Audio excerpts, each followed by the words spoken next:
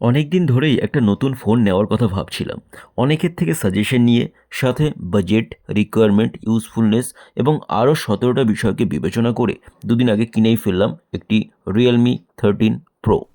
8 GB RAM, 256 GB ROM, Snapdragon 7S Gen 2 octa core 2.4 GHz processor, 50 megapixel plus 8 megapixel plus 2 megapixel rear camera এবং 32 megapixel front camera, 6.7 inches full HD plus OLED curved display এবং 5200 mAh ব্যাটারির সাথে, যার দাম ছিল 28,999 টাকা। তবে credit card apply করার পর এর দাম পড়েছিল মাত্র 26,000 টাকা। চলো এবার ফোনটাকে আনবক্স করা যাক। জীবনে প্রথমবার টেকনিক্যাল গুরুজি হওয়ার চেষ্টা করছি। মোবাইলের বক্সটাকে খোলার পর ভেতর থেকে বেরিয়ে আসলো এই রকম টাইপ সি একটা চার্জার এবং তার ডেটা কেবিল। এগুলোকে পাশে রেখে এবার সেই কিট বক্সটাকে খোলার পালা।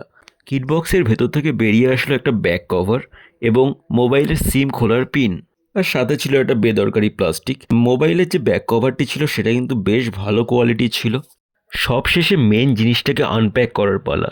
প্লাস্টিকের কভার থেকে বেরিয়ে আসছে OLED কার্ভ ডিসপ্লের মনেট গোল্ড কালারের রিয়েলমি 13 প্রো।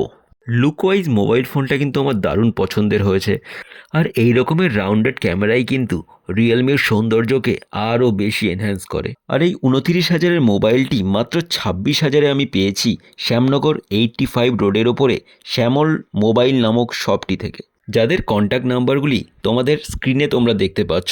প্রয়োজনে অবশ্যই তাদের সাথে কন্ট্যাক্ট করো। আর আজকের ভিডিওটি ইনফরমেটিভ মনে হলে লাইক করো এবং বন্ধুবান্ধবকে শেয়ার করে দিও।